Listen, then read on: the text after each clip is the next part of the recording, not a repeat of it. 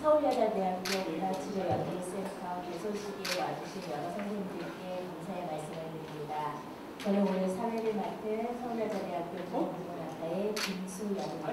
인사드리겠습니다. 저희가 이번에 학교의 큰 지지와 지원을 받아서 드디어 문학치료연구센터를 개소하게 되었습니다. 이번 개소식에 여러 선생님들께서 많이 후원을 해주셨고 지금 현재 또 중앙방송에서 오셔서 또 촬영을 하셔서 나중에 또 여러 선생님들이 기억하실 수 있도록 도움을 해주시고 계십니다. 오늘 개소식은 나눠드린 식순지에 따라서 진행을 하겠습니다. 먼저 서울여자대학교 문학치료연구센터 센터장이시고 한국문학치료학회 부회장을 맡고 계시며 서울여자대학교 국어문학과의 교수로 재직 중이신 하은하 센터장님의 환영사가 있겠습니다. 박수로 맞이해주시기 바랍니다.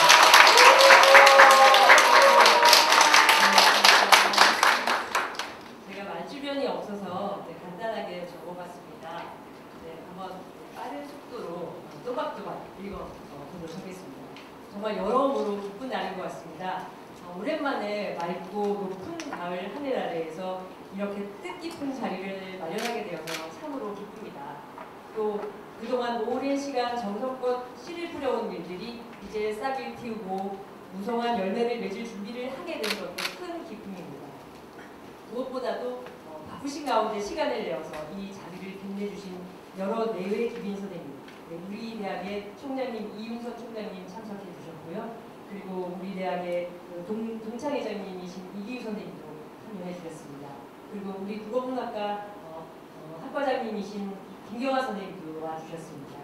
그리고 한국문학치료학회 회장님이신 박경줄 선생님께서 또 특강 맡아주셨고 한국고전문학교육학회 회장님이신 염원진 선생님도 어려운 특강 맡아서 자리해 주셨습니다. 그리고 서울여자대학교 여러 교수님들도 직접 많이 참석해 주셨고요. 또 여러 부서의 팀장님, 부장님들도 참여해 주셔서 정말 감사드립니다.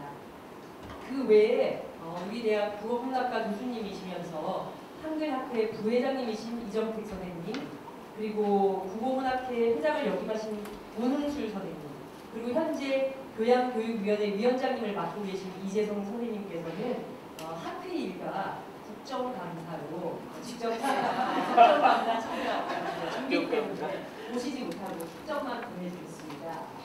그 외에 중남구에서 박풍근 국회의원님 그리고 서영교 국회의원님도 국정감사 준비로 따뜻한 축하의 말씀을 보내오셨고 축기도 보내주셨습니다. 그리고 우리 대학이 자리하고 있는 노원구 국회의원님이시면서 환경부 장관을 맡고 계신 김성환 국회의원님께서도 축전을 보내주셔서 응원해 주셨습니다. 그 외에 우리 동아리 여러분들께서 차도 보내주시고 찬조도 해주시고 꽃다발도 보내주셔서 너무너무 감사드립니다. 기쁜 감사의 말씀을 전해드립니다. 돌아보면 서울여자대학교와 문학치료학의 인연은 오래전부터 시작되었습니다. 오늘 이 자리에 함께 하시지 못했지만 우리 대학 국어문학과 박기석 명예교수님께서 1999년에 여러 학자분들과 함께 문학치료학회를 창립하시고 초대 회장을 역임하시면서 우리 인연은 시작되었습니다. 우리 박기석 명예교수님께서 학계의 문학치료라는 새로운 연구 아젠다를 제시한 이후로 저희는 그 뜻에 이어받아서 2014년에 전국 최초로 국어국문학과의 문학치료 전공을 개설하였고 현재 석박사 과정을 운영하면서 전문 인재들을 꾸준히 길러오고 있습니다. 문학치료학은 이제 하나의 독립된 학문 분야로 확고히 자리를 잡았을 뿐만 아니라 문학심리분석사 양성과정과 같은 전문 인력 배출에도 힘쓰고 있습니다. 이제 우리는 이러한 성과를 지역 사회와 널리 나누고 나아가 사회적 책임을 실천하는 길로 나아가고자 합니다. 오늘 출범하는 우리 센터가 그 새로운 시작의 교두보가 될 것입니다. 앞으로 우리 센터에서는 다음과 같은 방향으로 힘차게 나아가려고 합니다. 첫째, 지역 사회와의 긴밀한 협력을 통해서 문학치료가 학문적 연구에 머무르지 않고 실제 삶 속에서 치유와 성장을 돕는 실천적 장이 되도록 하겠습니다.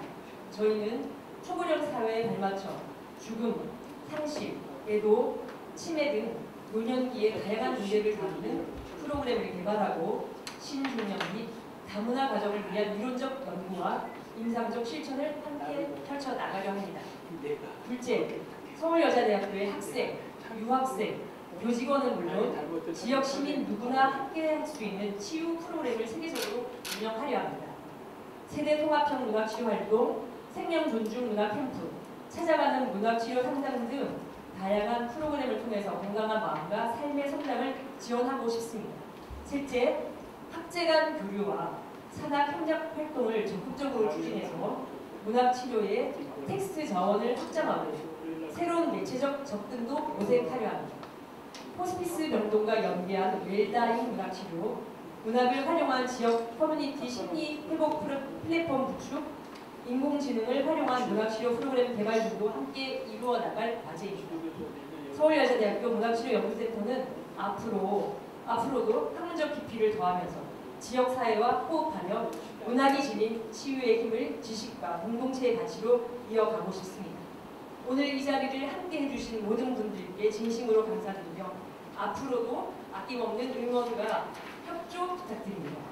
우리 센터가 문학치료 연구와 실천의 새로운 지평을 여는 든든한 중심이 되도록 최선을 다하겠습니다. 감사합니다.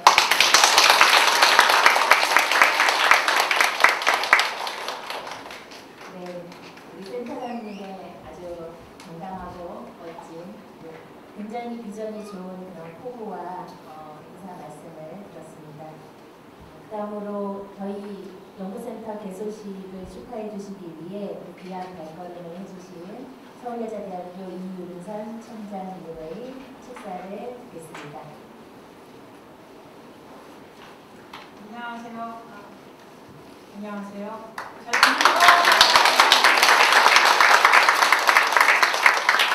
먼저 제가 또 하은아 센터장님이 인사 말씀하시는 거 들으면서 제가 할 거는 정말 축하합니다라는 말밖에 없구나라는 걸 다시 한번 느끼면서 들었습니다. 문화치료연구센터가 제가 하은아 교수님이 이제 그동안 활동하시는 거를 옆에서 보면서 간혹 이렇게 전해 들었던 20년간 전해 들었던 이야기였는데 이렇게 딱 이제 센터하고 개소식을 하는 자리에 제가 와서 또 한영상을 하게 돼서 더 뜻깊은 것 같습니다. 아무튼 많이 축하드리고 이 과정을 함께 준비하신 하은아 센터장님 비롯해서 김경아 교수님 그리고 김수영 교수님 그리고 국어국문학과 교수님들 너무 감사드립니다. 그리고 이 자리를 축하해주기 위해서도 오신 비빈 여러분들께도 감사 인사를 드립니다. 아까 학 교수님이 열심히 이렇게 쭉 말씀을 해주셔서 제가 다시 반복은 안 하지만 그래도 오늘 또 특강을 준비해 주신 박경주 학회장님과 연희 학회장님께 다시 한번 감사드립니다. 그리고 바쁜 일정 속에서도 이 자리에 함께해 주신 교수님들, 우리 직원 선생님들, 그리고 학생 여러분 너무 반갑고 감사 인사드립니다. 문학이라는 것은 아마 여기 있는 모든 사람들에게 한 가지씩의 의미는 있는 것 같습니다. 제가 교수로서 생활을 할 때도 있고 또 총장이 되어서도 시간 없으니까 책 읽을 시간이 없겠지라는 이런 생각을 하지만 제가 힘들 때 그래도 어떤 제 책장에서 책을 떠내게 되는 게 일상화가 된 것 같습니다. 그만큼 그 문학이라는 것이 우리에게 주는 그 힘은 대단하다라는 그런 생각을 많이 하면서 저도 생활을 하고 있습니다. 그렇기 때문에 이 문화치료라는 말을 처음 들었을 때 사람에게 어떤 그 편안함을 줄 수 있는 도구가 될 수, 매개가 될 수도 있고 그리고 그것을 통해서 우리가 우리 스스로를 또 발견하는 시간도 될 수 있겠다라는 희망을 봤던 그런 저에게도 그런 시간들이 많이 있었던 것 같습니다. 그래서 이 개소식을 통해서 더 많은 대상에게 저희가 다가가기를 바라고 그리고 특히 지금 관심을 가지고 계신 대상들이 또 굉장히 소외된 그런 대상들도 많이 있기 때문에 지역사회와 연계해서 그런 것들을 우리가 더 활발하게 할 수 있는 그런 대학이 됐으면 하는 바람이 있습니다. 우리나라가 어떤 문화적인 영향력이나 경제적인 성장을 통해서 세계적으로 위상을 떨치고 있는 건 사실이지만 그 이면에는 또 한 사람의 개인기의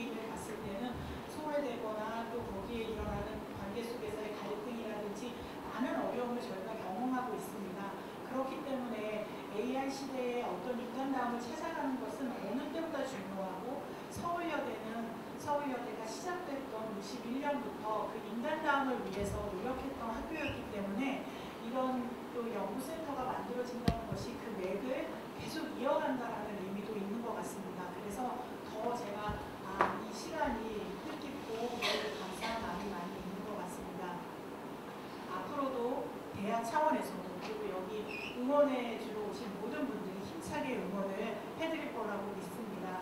그 힘을 받아서 그 연구센터가 쭉쭉 뻗어나가기를 늘 응원하고 기원하겠습니다. 감사합니다.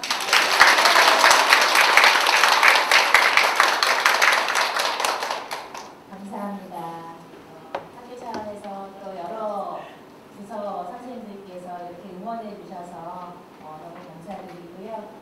저희가 그동안 많은 그 학교하고 여러 부서 선생님들과도 같이 일을 많이 했었는데 앞으로 더 열심히 할 수 있을 것 같다는 생각이 들었습니다.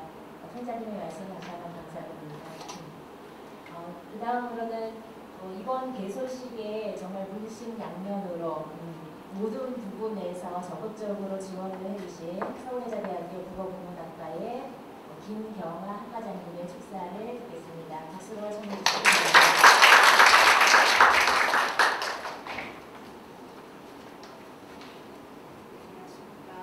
국어국문학과 학과장 김경애입니다. 선생님은 역시 말씀을 잘 하신다는 어떻게 저렇게 논리적으로 대본도 없이 저는 지금 간단하게 써왔는데 그 포기를 아끼고 약간의 문제가 생겼습니다. 하나 선생님께서 사실 제가 이렇게 갑자기 축사할 줄 모르고 이게 대학원 개고를 좀 봐가지고 언제 시작 이런 걸 찾아봐야 하나 했는데 설마 선생님이 하시겠지 했는데 해주셨습니다. 저는 사실 감사의 말씀을 전하고 싶고요. 이렇게 제가 부임한 지 굉장히 오래된 사람이라 정년이 이렇게 얼마 남지 않았지만 국어국문학과 이렇게 활력이 넘치고 또 이런 계획적인 활동을 한 일이 있었나 생각이 좀 듭니다.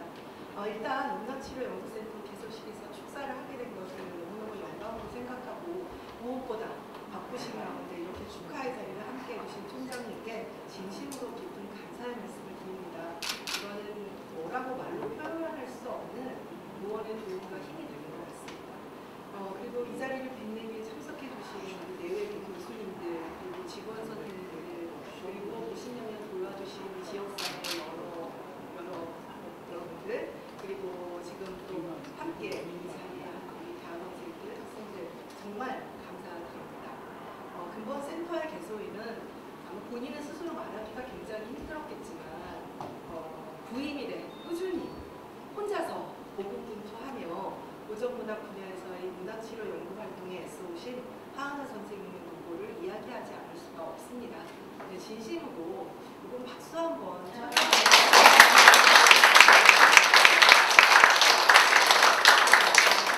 무언가를 이루기 위해서 매진한다라고 하는 것은 누구에게나 쉽지 않은 일이고 또 이 분야가 아직까지도 생소한 분야이긴 합니다. 그래서 이런 부분을 이런 식으로 학교 안에서 하나의 성과를 만들어내면서 너무 고맙게 생각합니다. 그리고 더불어 우리 새로 부임하신 김수영 선생님께서는 하은하 선생님께 정말 천군만마와 같은 큰 힘을 실어주셨습니다. 아마 김수영 선생님이 안 계셨으면 또 이런 성과를 혼자서는 이루어내기는 어렵지 않았을까 하는 생각이 듭니다. 그리고 전공은 다르지만 원래 다 오시려고 했거든요. 근데 이제 아까 하선님께서 말씀하셨던 나름대로 그렇게 자리들이 높으십니다. 10월 달은 또 한글날이 있고 해서 한글 학기는 워낙 큰 학회나 큰 행사들이 많고 또 이재성 선생님도 국가일을 하고 계시고 문호 선생님도 학회일로 또 참석을 못하셔서 그렇지만 저에게 진심으로 너무나 이 문화치료연구센터 기술을 기뻐하고 고맙게 생각한다는 의미로 전해달라고 하셨습니다. 앞으로 연구센터에서 다양한 성과들과 업적이 나와 우리 대학원 후학들이 물론 여기 대학원만 말씀드렸습니다만은 사실 이제 제가 전공하고 있는 국어 한국어 교육을 보면 훌륭한 대학원 선배들 그리고 석박사들이 많이 나오고 언어 교육을 하시다 또 이런 활동하는 것을 보게 되면서 대학원생들이 꾸준히 문대 안에서 유지가 되고 있습니다. 그래서 이 근본 기회를 통해서 문학치료 쪽도 마칠 수 있고 많은 대학원생들이 한국 후학들이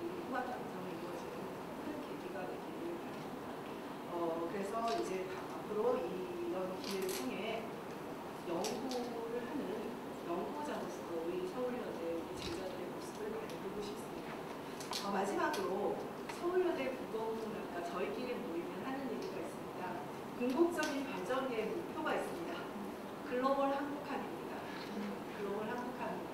이화여대 같은 데는 한국학이라고 하는 대학원이 따로 있긴 합니다. 그래서 한국학이라고 하는 것은 단순하게 저처럼 무슨 국어학이다, 제 전공은 인성공학이지만 한국어 교육이다, 또 문화 교육이다, 고전, 현대 이렇게 나누는 것이 아니라 그야말로 물 들어올 때 노져야 한다고.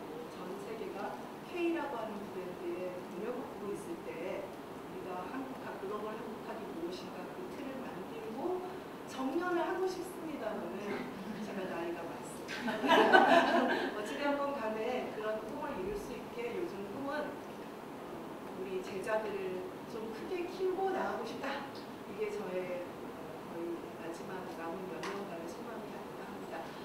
얘기가 길어졌습니다. 진심으로 축하드리고요. 여러모로 도움을 드리도록 하겠습니다. 감사합니다.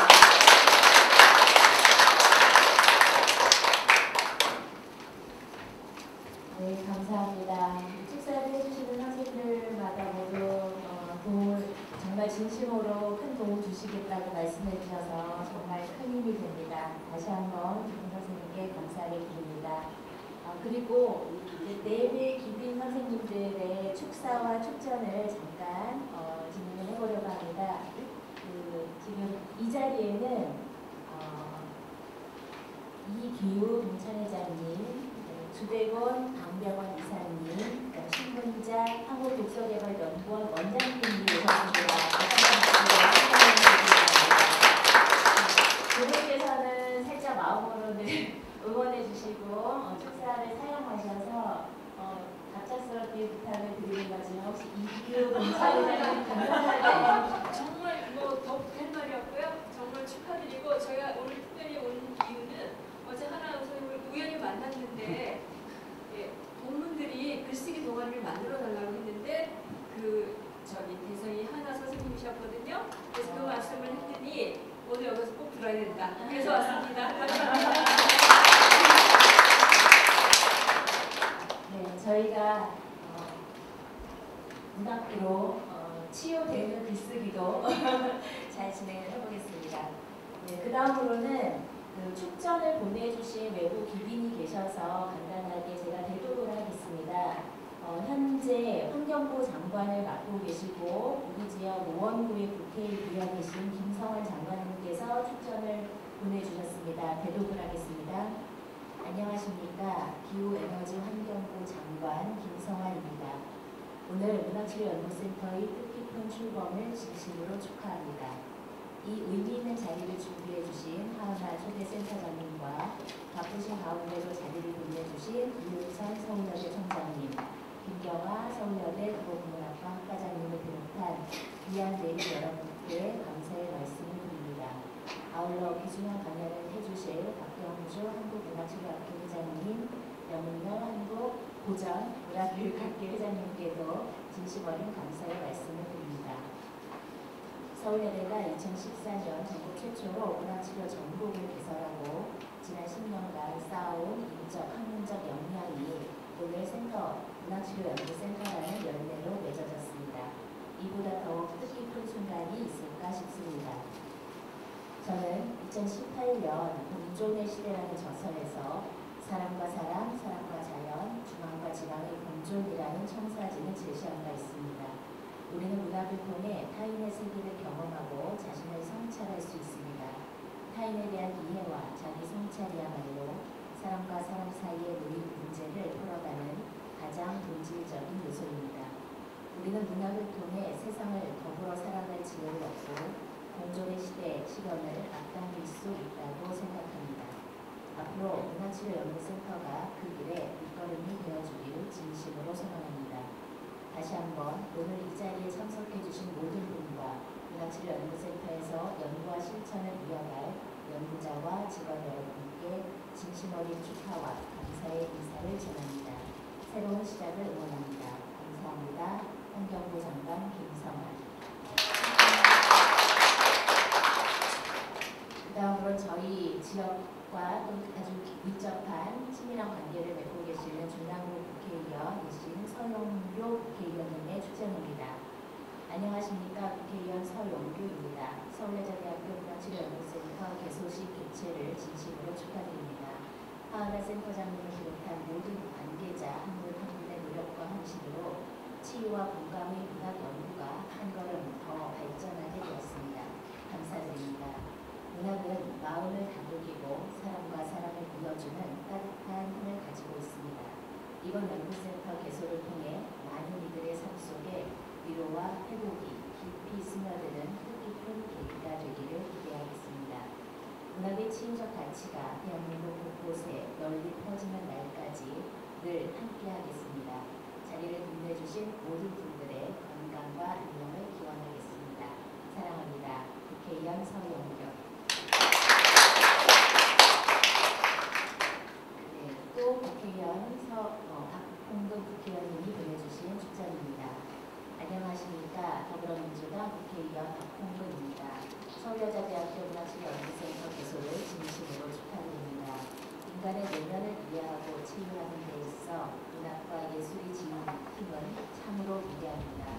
오늘 새롭게 문을 여는 문화치료연구센터는 바로 그 가치 위에 세워진 학문과 사랑 그리고 지역사회를 잇는 소중한 다리가 될 것입니다. 이윤선 총장님을 비롯한 김경아 과장님 그리고 하은아 센터장님과 관계자 여러분의 노고와 헌신에 깊은 경의를 표합니다.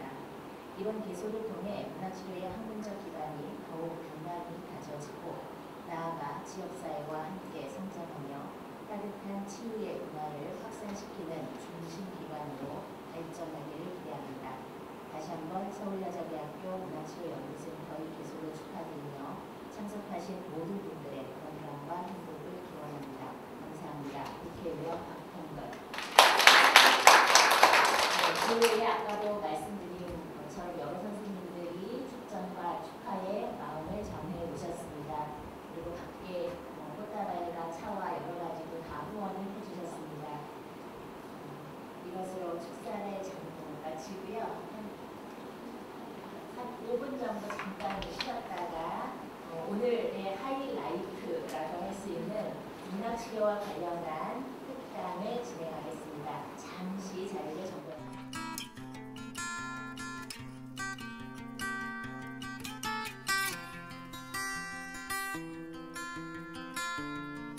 오늘 저희 연구센터 문학치료연구센터 개소식을 위해서 문학치료라는 무엇인가 약간 오늘 오신 분들은 맛을 보여드리고 앞으로 저희가 여기에 아까 제가 인쇄 끝에 원래 말씀을 드리려고 했는데 문학치료연구센터 이 플랫을 보시면 그동안 저희들이 활동해왔던 다양한 현장 이론적인 기초뿐 아니라 이론적인 연구 활동뿐 아니라 다양한 현장 실무 활동들에 대해서 적어보았습니다. 그래서 앞에 오셨던 외부 인사분들께서도 각 분야에서 경원, 기념경원, 또 사회 정치기능 정책 분야에서 저희 센터와 함께 할 수 있는 분야들에 관심을 보여주셨고 협업하고 협력할 수 있는 분야가 무엇인지 함께 고민해 주시겠다고 말씀해 주셨습니다. 저희 센터는 앞으로 리플렛의 활동 분야, 뒤쪽의 활동 분야에 보시면 다양한 문학센터나 문학치료 활동, 그리고 외가인 문학치료 같은 것들을 통해서 여러분과 이제 함께 할 예정입니다.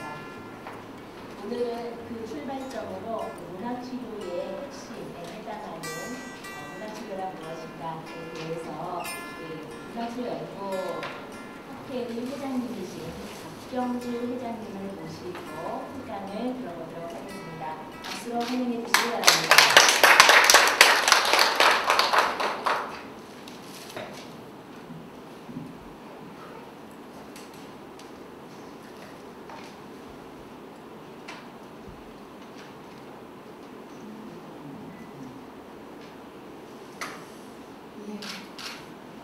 안녕하세요. 인사드리겠습니다. 저는 여기 지금 한국 문학치료회 회장으로 소개가 됐는데 지금 재직하고 있는 대학은 전북에 있는 이스라엘 원광대학교 국문과에 재직하고 있습니다.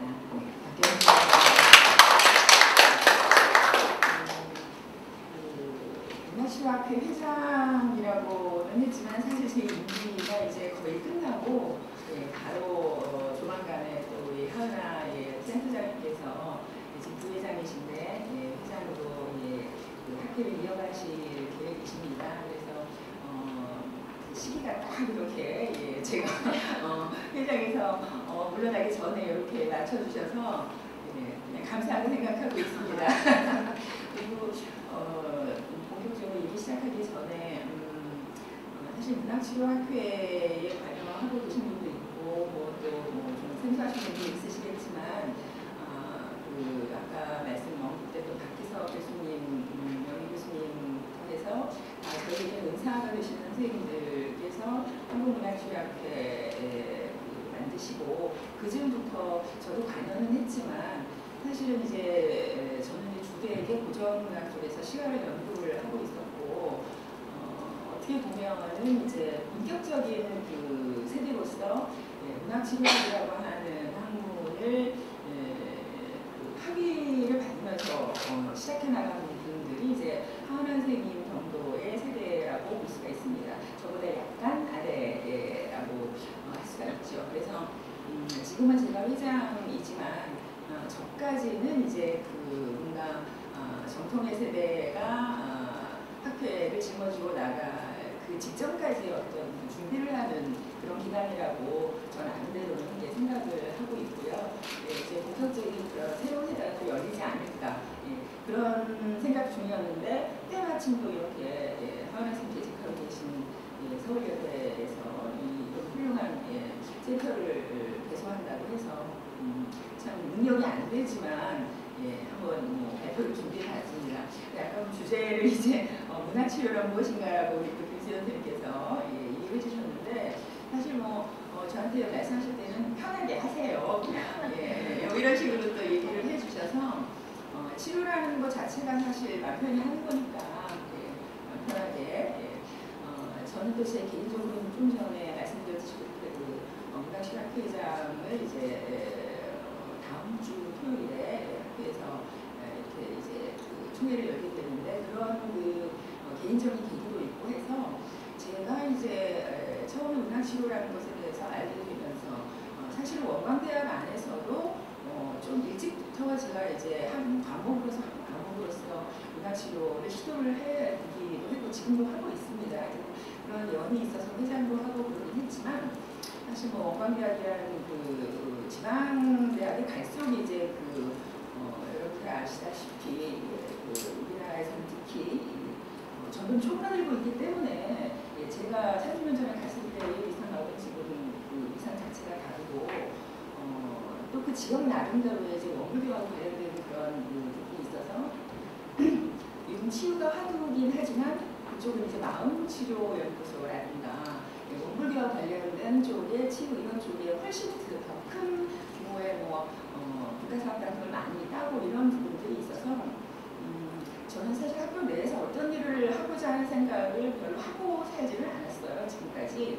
왜냐하면 이제 그런 쪽에 욕심 있는 분들은 다 따로 계시기 때문에 그런 생각을 하고 진입했으면 목소리 계속하고 있는데 제 나름의 어떤 그 소소한 차원에서 그래서 이제 서울 쪽의 학회에서 제가 할 수 있는 걸 하자 이런 생각을 이제 하고 지내왔습니다. 근데 이제 항상 하은아 쌤을 뵈면은 서울여대라고 하는 그 학교는 제가 이제 오감에 가기 전에 대학원 강의도 잠깐 나오고 그랬지만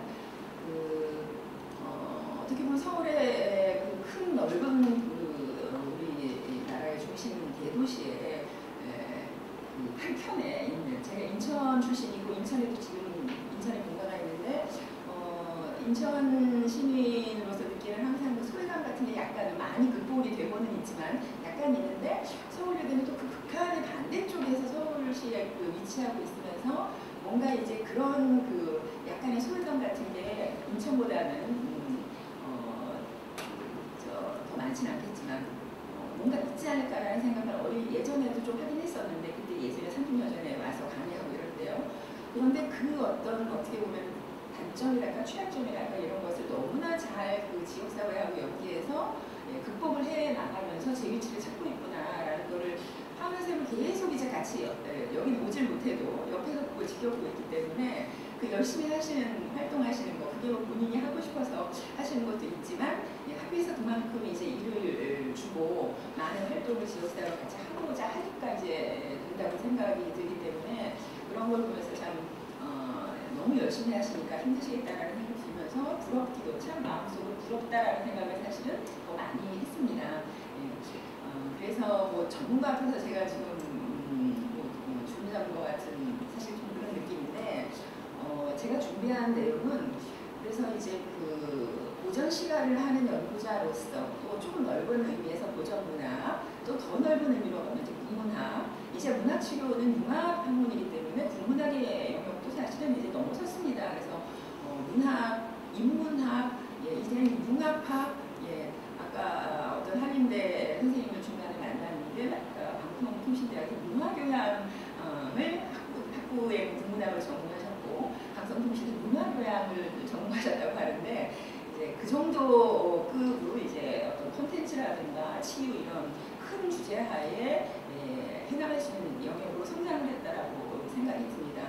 그래서 예전 초기 시작은 거의 고전문학 쪽에서 좀 중심 많이 있었지만 지금은 이제 굉장히 넓은 영역을 포괄하고 있기 때문에 제 역량만 가지고 이런 그걸 다 하기도 어렵고 그래서 사실 회장하는 2년 동안 많은 분들의 도움을 받으면서 저도 굉장히 많이 배우고 넓어졌습니다. 제 생각 자체가. 그러면서 제 연구 주제도 사실은 이제 굉장히 그 서울대에서 학위할 때까지 주제와 원광대에 내려갔을 때의 그 학생들과 맞추기 위한 주제 그 다음에 이제 또 이런 새로운 어떤 문학적인 주제들을 새롭게 시대가 변해가면서 알게 되면서 깨달으면서 넓어진 주제 이렇게 제 주제 영역도 굉장히 많이 확장을 해봤는데 그런 차원에서 제 연구 주제가 문학치료하고 만나서 아무래도 이제 고전 시가 쪽에서부터 시작이 이제 됐겠지만 조금씩 넓어져가는 이런 것들을 한번 보여드리는 것도 괜찮지 않을까.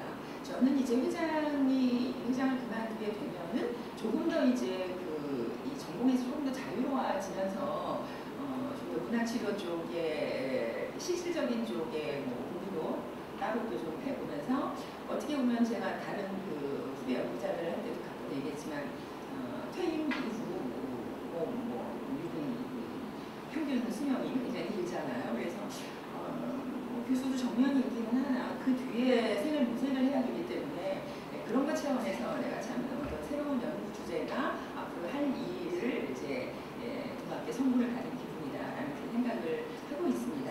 그래서 그런 중간 단계에서 제가 이제 공부한 주제와 문학치유를 연결시키는 그런 맥락하에 제가 썼던 논문들을 쭉 이렇게 살펴보면서 핵심을 좀 찾아서 짧은 시간 내에 할 수 있는 그런 식으로 한번 준비를 해봤는데 사실 저에게 이제 20분의 시간을 주시더라고요. 그래서 뭐 여기 또 우주문학 쪽의 전공자분들 많지는 않으실 거고 그래서 나름대로는 뭐 제가 별세고도 준비해오면서 질문이 나올 경우에 어떻게 작품 같은 거 소개도 좀 할 겸해서 가져오긴 했으나 전반적인 어떤 대중들에게 하는 것보다 약간은 그래도 조금 이제 높여져서도 너무 전공까지 이제 깊게 들어가지는 않는 그런 식으로 아마 정도의 수준이랄까 이렇게 대상을 낮춰서 진행이 될 것 같습니다.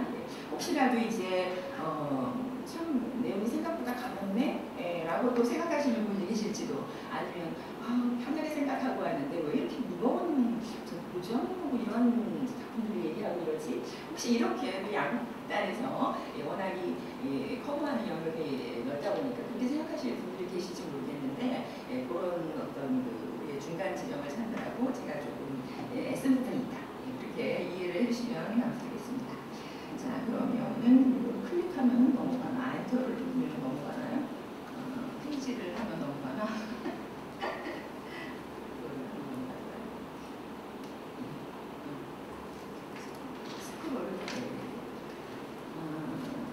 제목을 지금 스크롤이 이쪽을 하려면 제가 이제 찾았습니다. 우리 권도 선생님 제가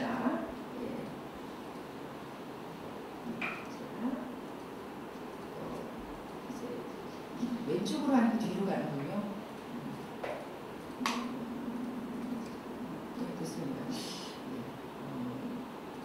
제목을 주관적 정서의 객관화와 주변인들과의 연대감 형성이 지니는 문화치료 같이 가치에 대하여라고 무슨 얘기일까 이렇게 생각을 하실지 모르겠는데 제가 지금 이제 간단하게 말씀드리면 지금까지 문화치료학회에서 주되게 연구해 오거나 또 이제 임상 상담까지 꽤 많이 진행이 되고 있는데 그쪽에서 주된 프로그램이라든가 활용하는 것들은 서화 쪽이 많습니다.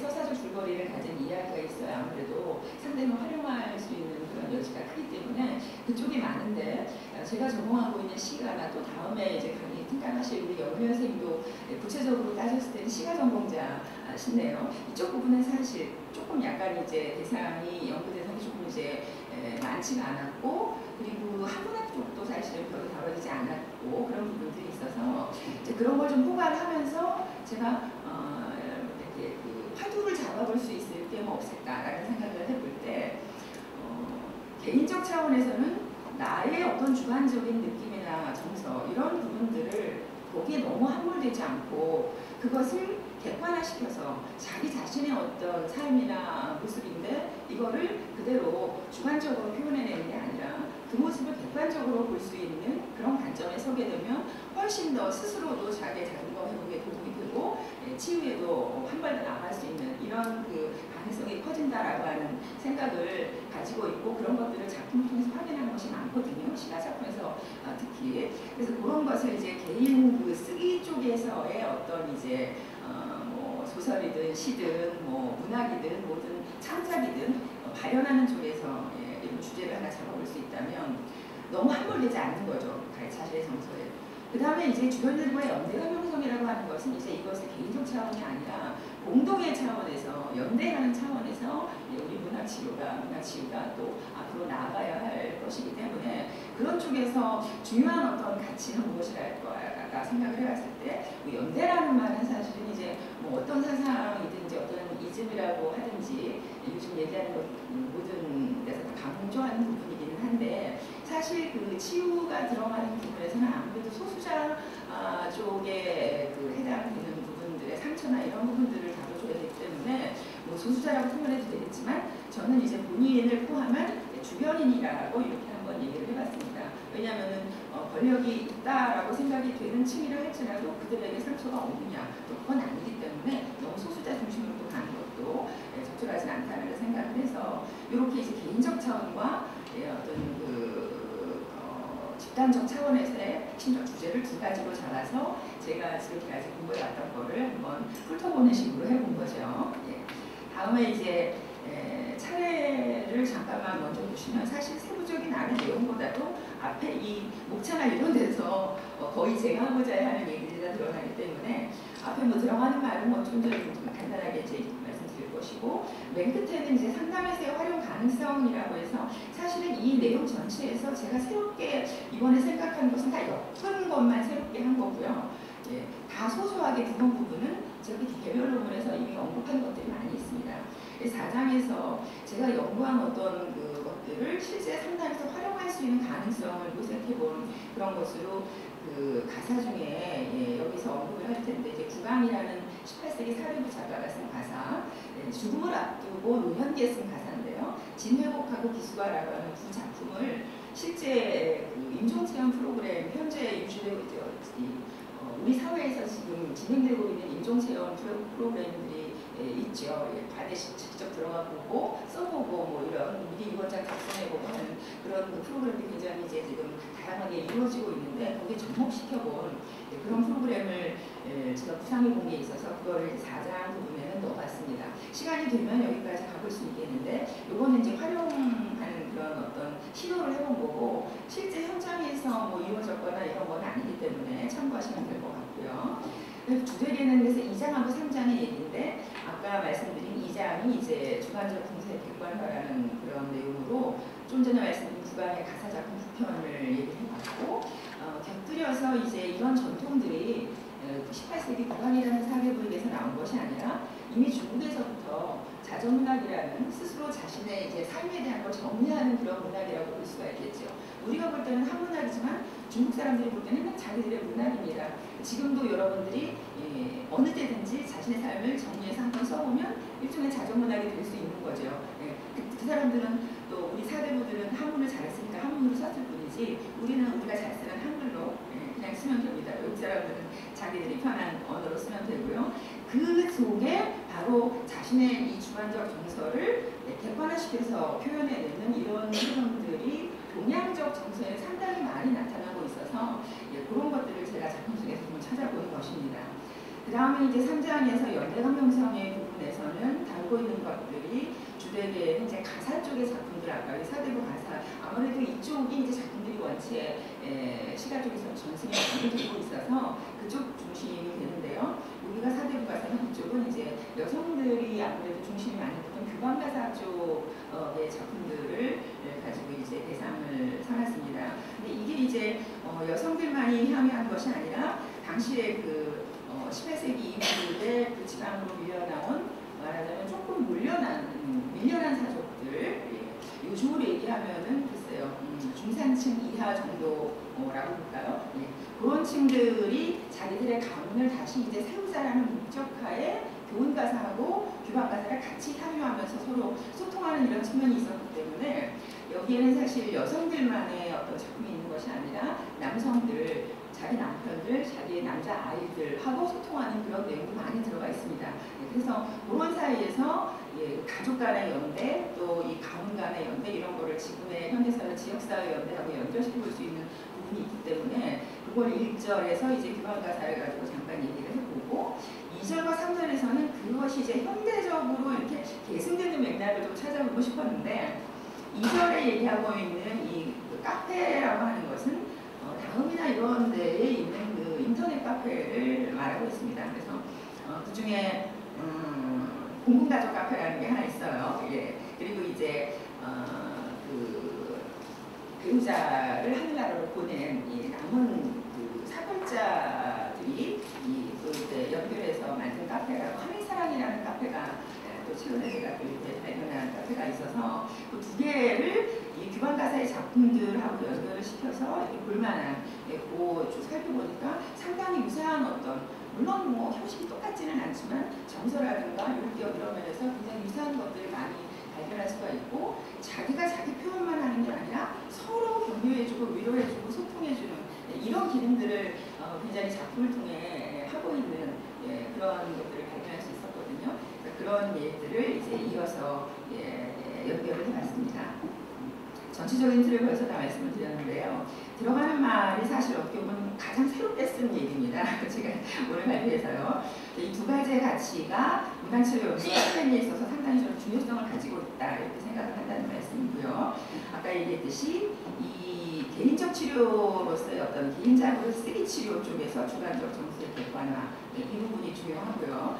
또 이제 공동작으로서는 연행 치료에서 이 사실 시가라고 하는 장르가 가진 장점, 사실 조금 더 제가 얘기했었는데 이제 우리 영생 발표에 그런 얘기가 나올 것 같아서 그걸 많이 이제 뺐고요. 연행이라는 것은 같이 놀면서 노래 부르고 춤추고 하는 그런 것이기 때문에 그런 속에서 굉장히 우리가 이제 그 상처도 잊어버리고 서로 간에 이제 공감대 형성도 많이 되고 그렇습니다. 그래서 저는 단순히 문학치료가 그런 쓰기나 이 현대문학에 보통 얘기하는 거기에 멈춘다고 생각을 한 적이 한 번도 없고 고전시가를 전공할 때 처음부터 고전시가는 노래고 연행의 예술이다라고 그래서 제가 사실은 노래가 노래 부르는 거라든가 춤추고 이러는 것도 상당히 좋아하는 편이거든요.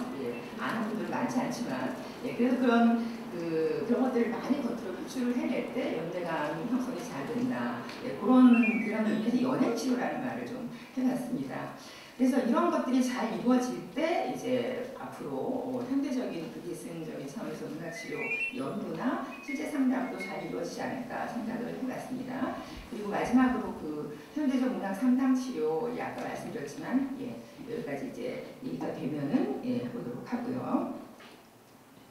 다음에 이제 진해고 기수가 이 두 작품은 아까 잠깐 말씀드렸지만 18세기라고 제가 이제 세기를 얘기하지만 300~400년 전밖에는 안 되는데도 워낙 지금 우리가 살고 있는 이 시기, 이 100년 안짝의 시기에 문화가 너무나 달라졌고 또 저는 제가 태어난 그 지금에서 지금 제가 이 김경환 선생님하고 제가 참고로 동기, 대학원 동기입니다. 그 정도 연배인데 그 시기에 전화기도 없었던 시기에 태어나서 지금은 이제 스마트폰을 쓰고 있는 AI가 나오는 시대에 살고 있기 때문에 그 사이에 그 5, 60년 사이에 이 변화가 정말 과거 글쎄요 1000년가의 이 변화보다 빠르지 않을까라는 생각을 가질 정도로 그렇기 때문에 18세기의 상황이라고 하더라도 지금하고 연결해서 우리가 너무 이 속도전에 맞춰서 그것을 쫓아가는 게 아니라 오전은 영원하다. 그 뭔가 본질은 영원하다라는 측면에서 봐야 하는 그런 측면이 있다고 생각을 하면서 저는 이제 고전 작품을 보고 있고요. 그런 작품들 중에 진해복 기수가 요거는 이제 요즘도 이제 노년기를 대상으로 한 문학시로 굉장히 이제 중요한 부분인데 진해복이라고 하는 것은 그 자신의 죽음을 가상으로 그려내서 내가 죽었다라고 생각하고 죽은 시신을 앞에 놓고 그것에 대해서 노래를 부르는 그런 가사입니다. 그래서 자신의 어떤 주관적인 형상을 객관화시킬 수 있는 그 코드가 나타날 수 있는 거죠. 그런 측면이 있는 것이고 기수가라고 하는 거는 또 어떻게 객관화시키는가 하면 똑같은 자기와 똑같은 어떤 삶을 살아온 인물을 자기 이름을 드러내지 않고 북성거사라고 하는 이름으로 한 사람 A 인물을 등장시키고 마치 연극 같다고 생각하시면 돼요. 2인극. 예. 그에 반해서 내가 가지 않은 길 그냥 관직생활을 하지 않고 처사로 쭉 사는 말하자면 이제 고등학교 때 다녔던 친구가 우리 여학교 때 대학생 내가 대학에 막 여학생들이 막 등장한 막 졸업을 학교를 막 들어갈 때입니다. 예. 그 졸업정원제 지금이어서 그때 실업계로 간 친구와 그때 대학에 가서 어영부영 저는 사실은 교사 되려고 하다가 서울대 갔다가 어영부영 공부를 하게 됐어요. 어영부영이라고 말하면 좀 그런 면이긴 하나 예, 새로운 것을 계속 찾아나가는 과정 속에 이제 길을 찾게 된 거죠. 그 시작이 달랐는데 말하자면 그때 그 B라는 나와 같은 삶을 살지 않은 또 한 명의 친구 그 친구의 삶을 한 명의 나무거사라는 인물로 예, 세워가지고 두 사람이 이 대답을 나누는 식으로 너의 인생이 어떠냐 내 인생이 어땠다 서로 이렇게 얘기하는 식인데 그걸 통해서 이 부가는 뭘 얘기하고 싶었나 하면 끝에 가서 내 인생이 잘났다 과거부터 간직생활 다 하고 이제 퇴임하게 되는 내 인생이 참 잘 살았다 이런 얘기를 하는 게 아니라 끝에 가서 내 인생도 괜찮았고 너 인생도 괜찮았지만 나는 너의 인생이 부러웠다. 결국은 더 무슨 얘기냐면 퇴임 이후에 남아있는 자신의 인생을 간직생활보다는 훨씬 더 비중을 더 많이 두고 생각한다라는 거거든요.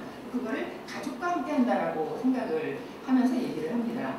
그래서 그 작품에 대한 자세한 내용도 얘기를 했지만 너무 자세하게 말씀드리면 그럴 것 같고 진해복은 아까 말씀드렸듯이 임종부의 무덤에 묻힐 때까지의 과정과 느낌을 가상의 상황을 그대로 보여주고 있고요.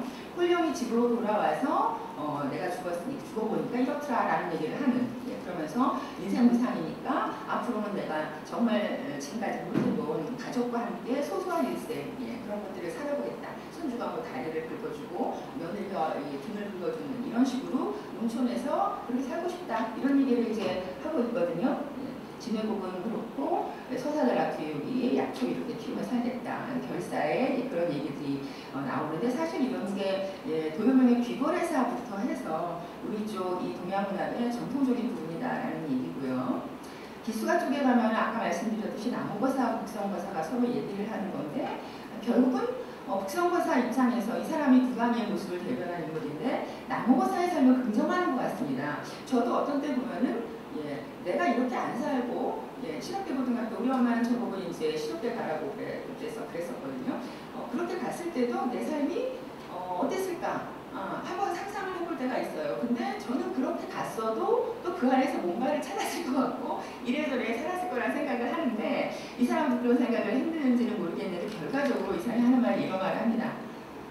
많이 공부하고 지금 이 나이가 돼서 퇴직하고 나서도 즐거움이 적고 우다 걱정하는 게 많다. 제가 요즘 조금 사실 좀 그런 면이 있는데 이런 삶에 대해서 스스로 그냥 위로를 보내는 왜냐하면 여러 가지 좋은 것들을 많이 봤기 때문일까요? 그런 걱정들이 많이 있는데 이 나무거사라고 가상이지만 설정해 놓은 이 인물은 이렇게 말합니다. 거기에 대해서 사람이 죽은 뒤에는 살았을 때의 걱정이나 즐거움을 전혀 생각하지 못해. 죽고 나면 끝이야. 근데 너는 쓸데없이 지금 이 순간에 무슨 걱정을 하고 이렇게 그냥 편안하게 지금 이 순간을 즐기면 되지. 이렇게 나무거사가 얘기를 하거든요. 이거는 이제 사실 무슨 정신분열인가 갑자기 이 사람의 머릿속에서 한 사람이 2인이 돼가지고 서로 대화를 나누는 거지만 항상 잠재의식 속에 그런 의식이 깔려 있었다는 얘기죠. 저도 사실은 그런 생각을 많이 한 적이 있고 나이가 들면 들수록 더 합니다. 요즘은 이제 사실 같이 사는 우리 남편 되시는 분께서는 조금 더 이런 생각을 일찍부터 하셔가지고 나무거사 같이 벌써 예전에 살고 계신데 이해를 못했거든요.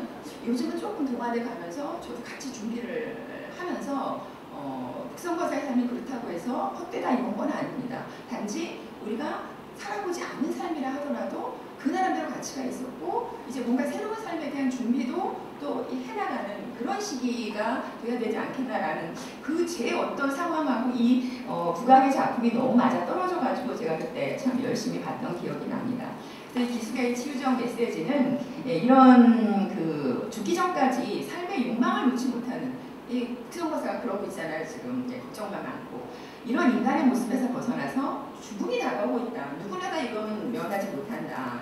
진시황도 그랬고 서태후도 그랬고 그러니까 이걸 기억하면서 그냥 있는 하루하루를 즐겁게 살자라는 얘기를 하고 있는데 제가 딱 그러고 있습니다. 자식에 대한 것도 다 적었고 그렇습니다. 자, 다음에 이제 요거는 그냥 넘어가겠습니다. 이게 중국의 어떤 그 기수가나 이 진해곡의 모태가 되는 작품들이 이렇게 산문으로도 많이 있다. 시로도 남았다. 뭐 가상의 죽음 체험하는 거라든가 이 작품 주인공 속에서 서로 이렇게 대화를 나누면서 토론하면서 자신의 삶을 어떤 두 가지, 세 가지로 나눠서 얘기해보는 이런 문학 형태가 이미 다 있었다라는 거죠. 이런 걸 가지고 이제 활용을 해볼 수 있다라는 그런 얘기를 잠깐 얘기한 거고요.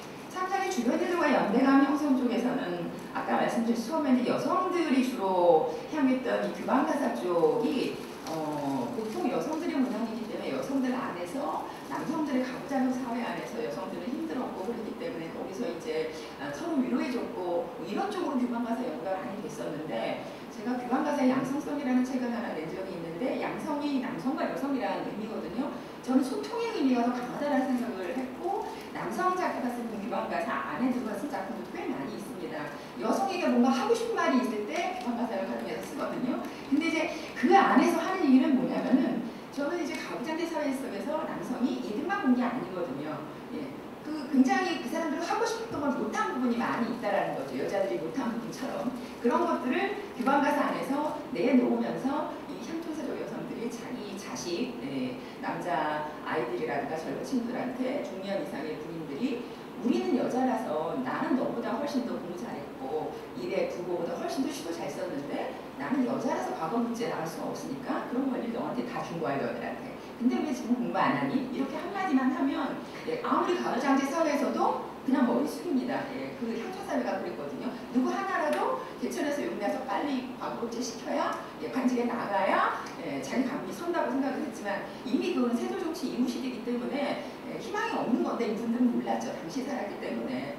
근데 어쨌든 그래서 가문들이 이제 당시 중요하게 여겨지고 이제 그러면서 결국 이제 그 조선 사회는 이루어질 수 없는 희망들만 이렇게 이제 남자들을 키우고 집안 안 돌보다가 저런놈 되면서 결국은 이제 망하는 식으로 이렇게 가게 되는 이렇게 되는데 이런 상황 속에서 남성들과 여성들이 남성들이 자신의 속에 부러웠던 어떤 측면, 시집가는 딸에게 하고 싶었던 얘기라든가 그래서 여기 보면은 시집간 딸의 동네에 거의 한 걸로 가는 그런 동네에 가서 찾아가지는 못하고 일이 어긋나니까 멀리서 이제 이렇게 그리워만 하다가 다시 돌아와서 좀 사녀가라는 작품이라든가 뭐 이런 것도 있고 그래서 어떤 가부장제라고 하는 것에 이면도 우리가 같이 보면서 그걸 지금 제가 그 시기에 이렇게 논문을 쓰는 시기에 이렇게 돌려보니까 그때 좀 IMF라든가 명예퇴직 때문에 저도 사실은 학교 어렵고 이렇게 명예퇴직 매년 생각합니다 솔직히.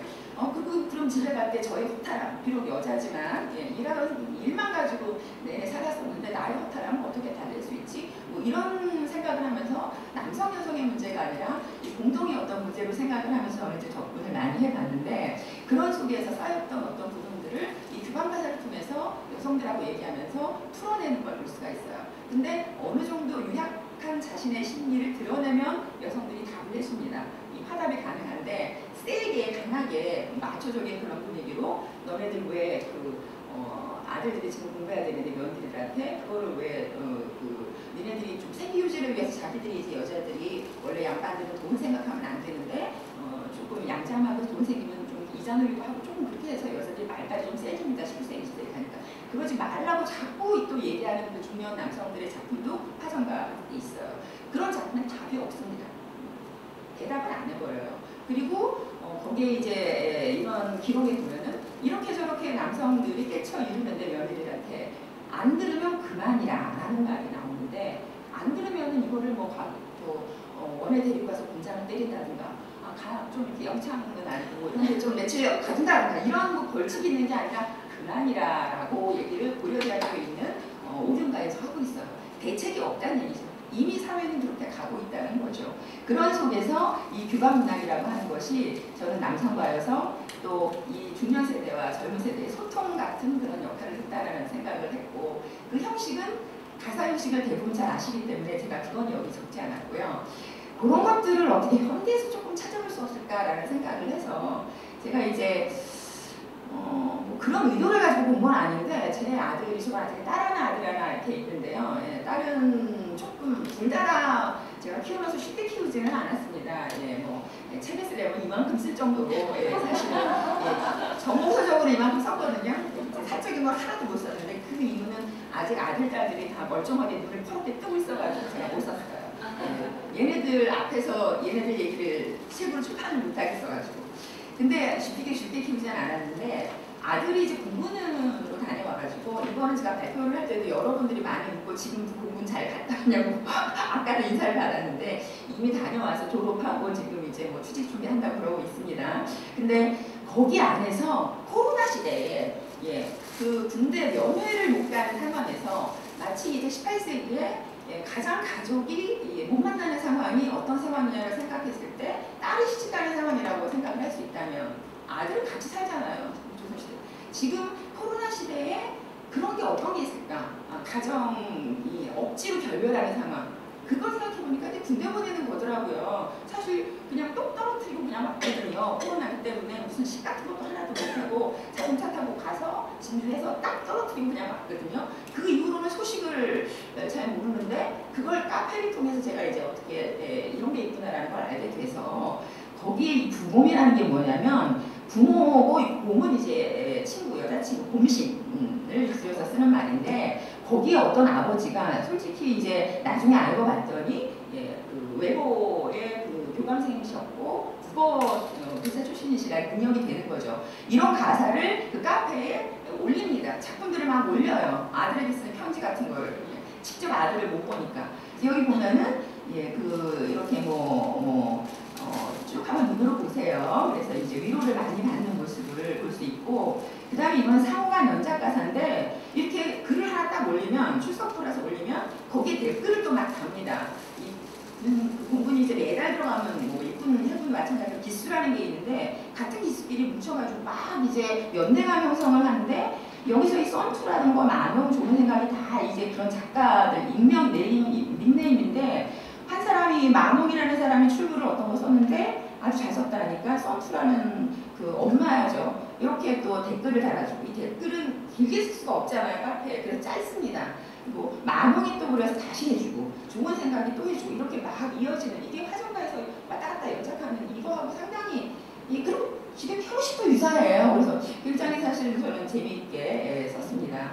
보고 그 다음에 이제 이런 쪽 아니고 또 다른 쪽 관점에서 카페들을 좀 뒤지는 또 그런 계기가 있었는데 사별자 카페를 발견을 했는데 거기에서 이제 여기는 이제 사별자만 들어갈 수 있기 때문에 아까 거기는 제가 공군 아들 보낸 엄마니까 자격이 있지만 이건 아직 제 남편이 본연이 살아있기 때문에 이런 자격이 없어요. 그래서 이제 볼 수 있는 게 나온 것만 봤거든요. 그랬더니 거기에 제일 제 어떤 좀 뇌를 때리는 그게 나는 사별자다라는 이 메멘토 모리 기억하라 그리스도 나를 기억하라라는 그런 닉네임인데 중량을 제가 좀 많이 했습니다. 근데 형식을 제가 이렇게 나눠놨는데 은근히 가사형 형식들이 조금 중간중간에 남아있어요. 근데 한번 쭉 보시면은 자신의 어떤 이런 사별의 삶 이런 것들을 노래로 상징화하면서 노래 연주를 하듯이 같은 사별자들에게 위로를 전하면서 나의 삶도 그렇게 앞으로 살고 싶다 뭐 이런 얘기인데, 그래서 우리 모두는 다 예정된 사별자다.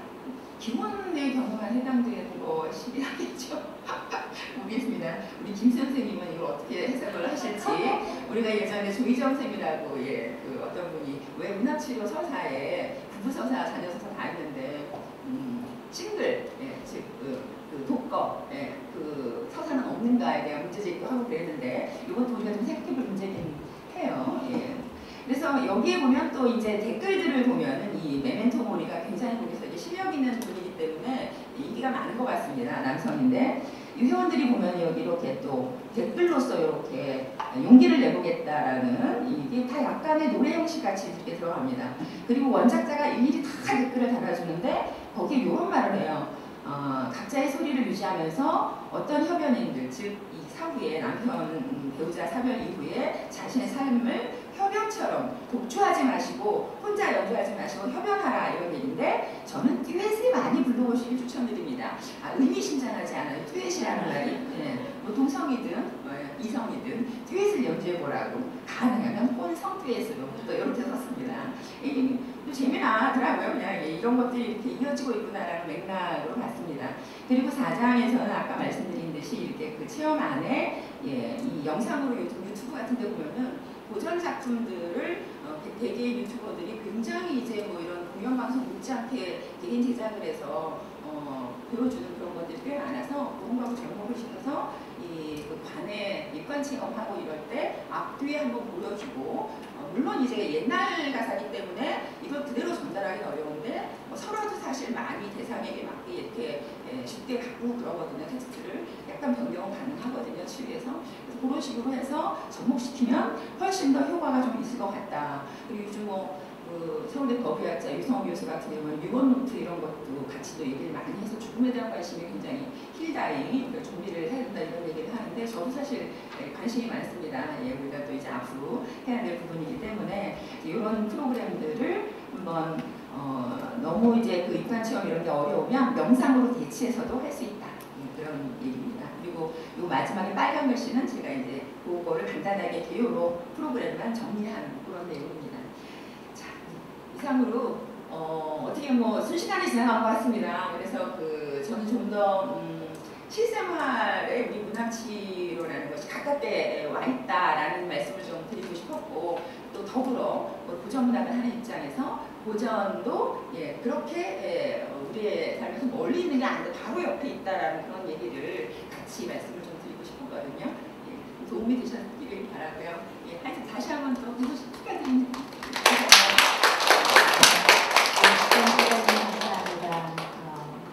문학이라는 것이 우리가 직접 경험하면 좀 어렵고 아픈 그런 경험을 문학을 통해서 좀 덜 아프고 편안하게 접근할 수 있고, 방금 안내해 주신 그런 작품들도 그 구조가 이미 우리가 가상현실에서 가상인종 체험이라든지 죽음을 준비하는 과정, 삶의 후반부를 준비하는 그런 프로그램과 바로 연결될 수 있는 구조를 가지고 있어서 지금 짧은 시간 안에 정리를 해주시느라고 굉장히 힘드셨을 텐데, 그런 단계 하나하나를 잘 엮어가면 그냥 내 상담하게 경험 정말로 내가 어디 관에 들어가는 직접적인 체험보다 힘들지 않으면서도 충분하게 사용할 수 있는 그런 기회를 줄 수 있을 것이라고 생각이 듭니다.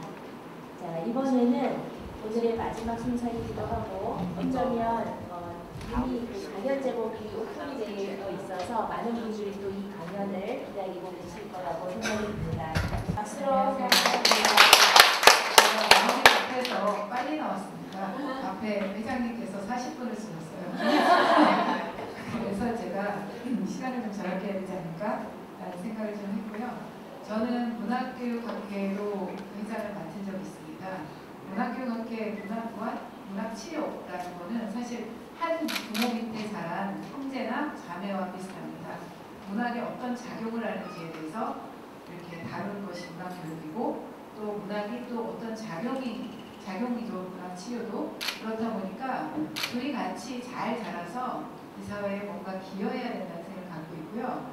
그래서 이 센터의 개소를 굉장히 활용하고 동반 성장할 수 있는 굉장히 좋은 기회라고 생각하고 있습니다. 저는 캐리언에 대해서 발표를 하게 됐는데요. 어떻게 캐리언을 하게 됐는지는 잘 모르겠지만 하게 됐습니다. 제가 너무나 좋아하고요. 저는 그 K-팝 아이돌 2세대 샤이니의 팬입니다. 그래서 샤이니의 세계관을 찾아서 끊임없이 공부하고 연구하고 따라다녔던 사람입니다. 그러다 보니까 K-팝에 관심도 많았고, 그 다음에 이제 이것도 사실은 백이강 감독이 그 K-팝을 바친다고 할 정도로 K-팝이 굉장히 중요하게 노래가 그런 작품이라서 즐겁게 제가 발표를 맡았습니다. 사실 문학 치료라고 했을 때 문학은 이렇게 애니메이션 포함해서 굉장히 많은 분야에서 작용하는 것들, 그래서 우리를 기쁘게 하고 때로 치료하고 어떤 걸 성찰하게 하고 이런 것들이 문학 치료이기 때문에 문학 치료의 저변을 한국학이나 전체에 넓힌다고 할 때 꼭 같이 다뤄져야 될 거라고 생각합니다. 캐리언 현상이라고 제가 이름을 붙였는데 아마 너무 잘 아실 거예요.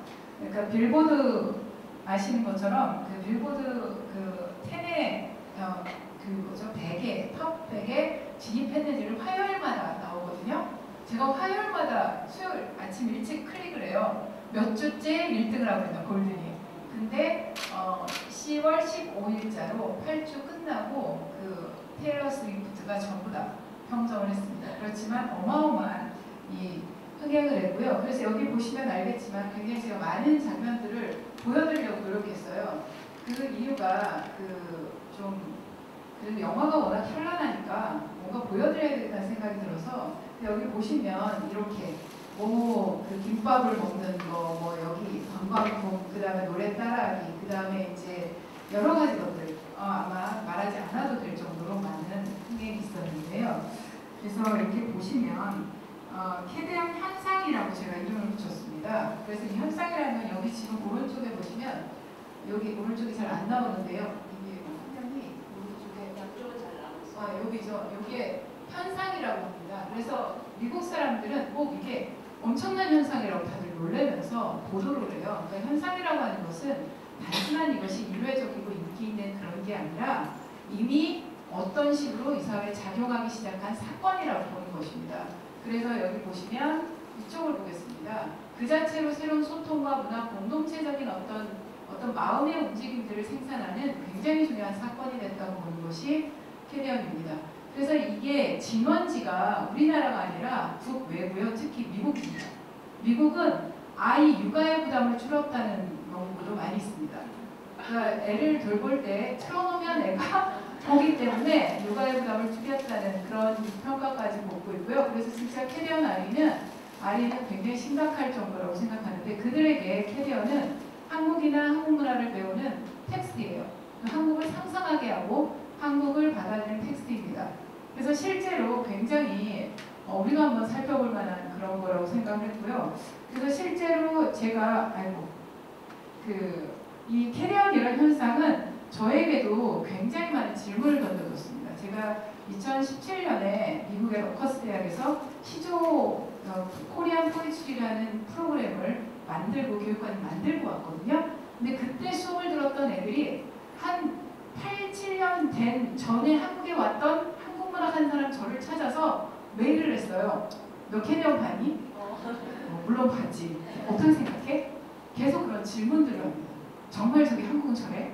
굉장히 많은 질문을 받았습니다. 사실은 우리가 한국 사람들에게도 우리 익숙한 서울이나 여러 문화에 대해서 다시 생각하고 심지어 어떤 경우는 우리가 배우는 저 텍스트를 통해서 우리가 배우는 경지까지 이르렀고요. 한국적인 것이 무엇이냐는 문화적 정체성에 대한 질문을 우리 스스로가 찾아서 답해야 되는 그리고 이 흥행이 어떤 한국적이라는데 되게 뭐가 한국적인가 라는 고민을 할 필요가 있습니다. 그래서 이 외국 사람들은 한국적인 걸 찾는 놀이 굉장히 많이 하는데 그걸 찾는 데서 넘어서서 저 안에 담겨있는 정신과 세계관과 문화에 대해서 한번 살펴볼 필요가 있고 제가 생각하기에는 저게 노래의 힘이라고 생각하거든요. 우리 고전 시가가 갖고 있는 세계관이 결국에는 세계적으로 이렇게 통용되면서 새로운 대한 문화가 되고 있다고 생각이 듭니다. 그래서 제가 여기 지금 보시면 외국의 이 CNN에서 애들을 인터뷰한 걸 우리 뉴스에 나온 적이 있는데요. 이 애들 한번 보시면 저는 10년 인생에서 본 것과 어느 것도 같지 않았어요. 영화를 볼 때마다 마음에 울리는 불꽃 같은 게 있었어요. 얘들 몇 번 봤을 것 같아요? 30번, 50번 셀 수 없다 100번 애들이 본 게 굉장히 많습니다. 얘들 한 번으로 그치지 않습니다. 그리고 실제로 보시면 많이 이 장면을 보셨을 거예요. 진호가 죽는 장면에서 그 극장에서 모두가 오열하는 걸 보셨을 거예요. 그리고 어떤 애는 제가 아는 진짜 친구는 살려내려고 저한테 전화했어요. 미국에서. 그래서 나 모른다. 그리고 엄마가 그냥 바꿔준 거예요. 그래서 나는 살려낼 수는 없다. 근데 후속편에서 혹시 살아있을 수도 있다. 기다려라. 그랬더니 기다리겠대요. 그래서 희망을 줬어요. 그리고 여기 보면 운전하다가도 노래를 부르면서 눈물을 흘리는 게 많이 보셨던 영상일 거예요. 근데 여기 계신 분들은 이게 지금 익숙하지 않아서요. 캐리언 보셨어요? 예. 어떠셨어요? 재밌지만 우리는 저 정도는 아니었죠. 그렇죠? 왜 저러는 걸까요? 이게 저의 첫 번째 의문입니다. 우리에게는 너무나 익숙하고 우리에게는 어떤 면에서는 너무나 그 편안한 것들이 그래서 우리는 더 신기한 게 뭐냐면 어디까지 한국 문화를 재현했는가 디테일을 찾는 데 굉장히 지적 관심을 갖고 있습니다. 근데 미국 사람들은 지적 관심이 아니라 마음의 관심을 갖고 있습니다. 그래서 한번 그걸 한번 찾아보자 이런 생각을 했습니다.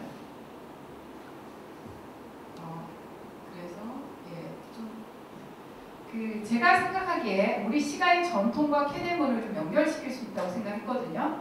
저한테 그 친구들이 미국에 있는 친구들이 연락을 했던 이유도 이렇게 한국 시가나 노래가 그렇다는데라는 이게 노래가 한국적이라는데 이런 것 때문에 질문을 한 거였어요. 보시면 알겠지만 도솔가만 하더라도 해와 둘이 두게 되는 병고가 나타나니까 왕이 2년 있는 승려인 월병사를 이렇게 기다렸다가 짓게 한 거죠, 도솔가를. 근데 사실은 도솔가를 지었을 때 모두가 모여서 모종의 의식을 하면서 꽃을 바치면서 노래가 그렇습니다. 지금 여기에 이렇게 마음의 고든 마음을 가지고 모시니까 미륵좌즈가 신라의 하토하라라는 거죠. 판타지의 세계를 그림으로 그리면서 이 사람들이 그 자리에서 연희를 했거든요. 그랬더니 진짜 신라에 뭔가가 일어났다고 믿은 거예요.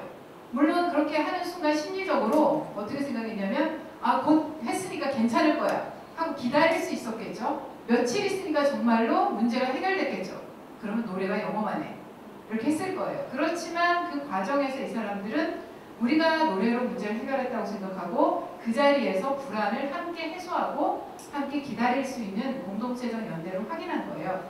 그래서 실제로 이거는 재정이 분리되고 그러니까 주술성이 이제 사라지고 노래가 서정성을 갖게 된 이후에도 노래는 굉장히 국가적인 관심사였습니다. 굉장한 사업이었습니다. 우리나라에서. 그래서 실제로 잘 아시는 것처럼 시경이 경전의 하나잖아요. 이 시경은 노래를 모은 것입니다. 그러니까 노래라고 하는 것이 경전과 다름없는 정도의 중요성을 우리 삶에서 갖는다는 인식이 애초에 있었고 고려 때 몽고군이 이제 몽고 전쟁이 끝난 다음에 제일 먼저 한 일이 궁중소각을 정리하는 거였어요. 음악을 정리하는 데 우리가 진심이었어요. 아마 세종이 또 예학 통치를 하면서 음악을 정리해서 국가의 기틀을 확립했다는 걸 알고 있을 거예요. 우리는 음악이 굉장히 중요하다고 생각했습니다. 그래서 예학이라고 하는 것은 악이 있고 예가 있어요. 예는 어떻게 생각해요? 예는 규범이고 질서고 그런 것이에요. 사회적인 룰이고 그런데 예는 그게 아니라 그런 것으로부터 사람을 위로하고 사람을 그걸 보완하고 그래서 사람을 통치하거나 사람과 같이 있으려면 마음을 움직여야 되고 그래서 노래라고 하는 것은 개인의 노래일 뿐만 아니라 모두가 함께 뭔가 같이 하는 거라는 생각을 갖고 있었습니다. 그래서 우리 민족은 노래에 늘 진심이었어요. 노래에 힘이 있다고 생각했고 함께 노래했습니다. 그래서 제가 고전 시가를 전공하면서 노래방을 박경수 선생님도 좋아하시지만 저도 좋아합니다. 그래서 실제로 여기 보시면 이 캐네몬에 나오는 이게 구절들이에요. 노래가 이 세계를 구할 거야. 우리는 노래를 불러야 돼. 뭐 이런 노래에 대한 얘기들이 전부 다 굉장히 많이 나옵니다. 보이스 또는 송, 그 다음에 여러 가지가 굉장히 많이 나오는데 그런 게 쭉 나야 되고 그 다음에 오른쪽에 떼창의 민족. 이건 누구 보셨는지 아세요? 이승환입니다. 이승환이 최근에 떼창의 민족이라는 공연을 했고 그 다음에 옆은 촛불. 제가 여기에 샤이니봉이 없어서 진짜 안타까워했습니다. 가야 되는데 샤이니봉이 없는 거예요. 버려서. 그래서 이걸 없으면 나는 갈 수 없다 이런 생각을 했는데 갈 수도 없었습니다. 그때 문학교육학회도 하고 그래서 못 갔는데 되게 안타까웠습니다. 그래서 노래가 왜 이렇게 중요한가라고 했을 때 노래의 본질이라는 말을 말씀드리면 이렇습니다. 노래라고 하는 것은 노래는 부르는 순간 자신이 주인공이 된다는 특징이 있습니다. 그래서 노래는 어떤 노래든지 간에 고전 시가에서 노래는 자기 노래가 되는 거예요. 그 다음에 단순해요. 그래서 서사랑 다릅니다. 서사랑 다르게 단순해서 그 단순한 것을 내가 부르는 순간 그것이 비유적으로 여러 가지 나의 어떤 걸 건드리면서 내 노래가 됩니다. 그래서 애초에 내 노래가 아니라 하더라도 따라 부르잖아요. 그러다 울게 되고 부르는 순간 내 노래가 되는 거예요. 그 다음에 같이 부른 사람과 공동의 경험을 갖게 되고 게다가 같은 공간에서 열광해서 같이 불렀다면 우리는 동지가 됩니다. 그래서 노래가 하는 힘이 굉장히 중요합니다. 그래서 캐데모는 기본적으로 혼자 부르는 게 아니라 셋이 헌터들이 부르고 그 다음에 청중이 항상 같이 부르고 그 다음에 한 번 반복되지 않고 노래 부를 뻔했어요. 그 노래가 이제 이렇게 하면 이제 그 노래가 여기저기에서 누구든지 따라 부르면서 흥얼거리면서 몇 번 반복되는 특징이 있습니다. 그리고 그 노래가 게다가 귀에 착착 감기죠. 그래서 우리 K-팝의 굉장히 중요한 걸 한국 시가, 고전 시가에서 K-팝이 나왔다고 보고 구세의 신명을 재현했다고 보통 얘기하는데 K-팝에서 제가 많이 들은 게 제가 아까 이제 러커스에 갔던 얘기를 했는데 거기서 그때 제가 갔을 때 BTS가 뜨고 있었거든요. 그래서 BTS가 뭐가 좋으냐고 물어볼 때 모든 애들이 BTS는 리릭이 있다고 그랬어요. 시다. 노래지만 시다. 우리는 고전 시가잖아요. 시이면서 노래인 게 우리의 특징이에요. 시라고 하는 건 단순하면서 비유적이면서 아주 심플한데 그 심플하고 유치해요.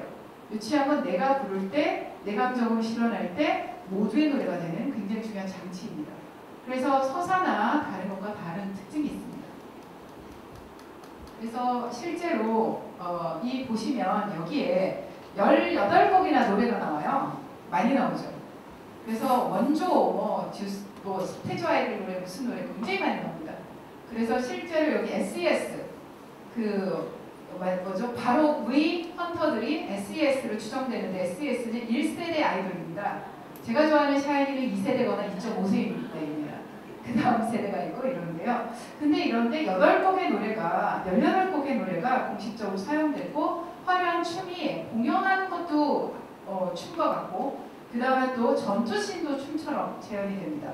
그리고 공연장이 있습니다. 왜냐하면 장소가 굉장히 중요해요.